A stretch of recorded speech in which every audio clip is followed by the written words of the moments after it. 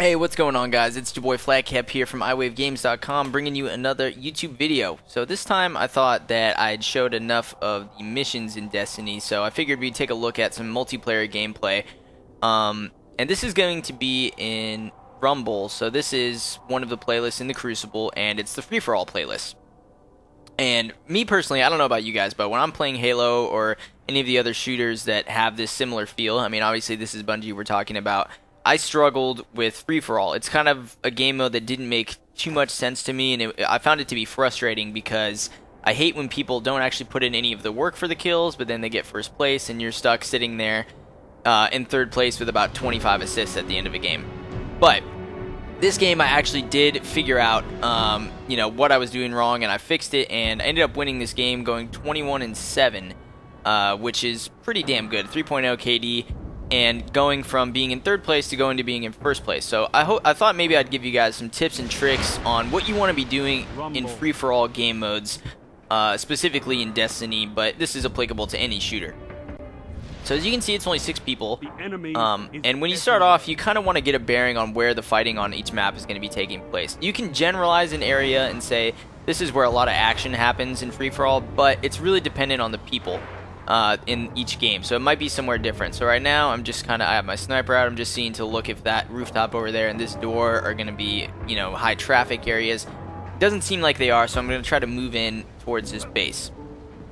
See this guy out of the corner of my eye, put a couple of shots on him, so his shield is down, but he was obviously looking at someone else, so just going to try to follow it up. See him up there, he gets a kill, but I get a nice grenade on him, which is good. It puts me on the board, so I'm only 1 kill down behind first place right now. The important thing to look at is the radar in this game and predicting spawns. So since I killed him on that side of the map, he's going to be spawning over here. He tries to get me with a nade and a melee, which doesn't work out. But you can notice I jumped straight out of that because, excuse me, that grenade is a pulse grenade and would have blown up after. And I was low shield, so it would have killed me. So I noticed there's some action up here. I'm going to lift up. Just unfortunate for me, he had a powerful melee built up, which I guess I should have seen coming. But the thing to note is that's the guy who's in first place, and that's who you definitely do not want to be dying to. If you're in second or third place and you're trying to move up, you can see him down by 3 kills right now. You really got to be focusing on picking the guy who's in first place off, or at least making him weak so that he doesn't get any more kills. And now I'm down by 5 kills, so starting to feel a little anxious, but pick up a nice cleanup on that guy. He's running around like chicken with his head cut off. This guy, make him so he's no shields. The grenade is blocking the door so that he couldn't come out, which meant I could drop for that second kill right there. Or the first kill, but second guy. I'm expecting him to be hiding behind that door with a shotgun, which he's not, and so since I see these guys running down here, I know they're probably not looking towards me. Unfortunately, he had a super that built up right after he got that first kill, so that was kind of unfortunate, and again, I died to him. But he did use his super or his special, so I know he's not going to have that up again for a little bit. And as you can see, the action seems to be taking place a lot within that building right there, right? So what I'm trying to do by being on this rooftop is just get vision of the map. I just want to be seeing where they're going to be coming from to get in there. He tried to go for a ballsy play and lift up, which is good. So I killed him. That's first place. He's down and out. This guy tries to challenge, and I'm not going to stick around and give up a free death right there. There's no point. So I'm just going to circle around, wait to see if he chases me, which he doesn't. So I figured he's going to be fighting someone else on the interior of this map up here. So I'm going to go ahead and wrap back around. This is exactly where I was right before. Make that guy really weak. Got an assist. That's a bummer. But I knew there was a second guy there. That's the risk you take. There he is. He thinks I'm going to charge him because he has a shotgun out. I don't, so pick up a nice kill. And now I'm only down by 3 kills, and I do have my super up. So I'm in a pretty good position. Just going to be wrapping back around now. Unfortunately, he kills me before I can get the super off, and that's the first place guy. But I noticed he used his heavy machine gun, which means he has the heavy ammo. So he's someone I really do not want to challenge one-on-one. Unfortunately, as I come back in here, I have a feeling he's behind that corner. He is. So get rid of his shields with a grenade and just kind of poking at him with my machine gun. I'm able to pick him up. So he loses his heavy ammo, and basically I got the kill in the first place. So now this is the point that I need to emphasize. After you kill the first place guy, you look for him on the respawn. Killed him in the middle of the map. He's going to be spawning somewhere to my left. There he is right there. pick up a nice kill on him. And the reason you want to jump through there and do your super is because if he had a shotgun right behind the door, he wouldn't have hit me because I jumped over it. A little mess up on the jump right there. Now I'm just going to be looking around again for the first place man. That's really your whole job. And here he is. I caught him when he was weak. So got another kill on him and got into first place now. He's going to be spawning back somewhere over here. So just looking to see where he runs in. And there's a nade down there, so I know there's going to be guys down in this lower area. Nice kill on that guy. And a nice cleanup for the second one.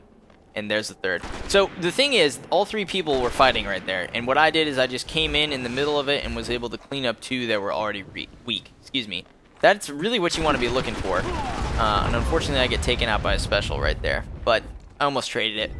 But you really do want to be looking for those picks and the first place or your next competition. So since I'm in first right here, I want to be looking for the second and third place, excuse me. See this guy on the rooftop. He has absolutely no chance. He gets taken out. Notice this guy was shooting at me, so pepper him a little bit. He's going to try to run away. The only reason that I'm spending so much time looking at this guy is because he is the first place, or the second place guy, excuse me, and I don't want him to come back in the game. So I'm just going to chase him around, make sure that he can't do anything, and further my lead. I'm up by 6 now, so do a little gig.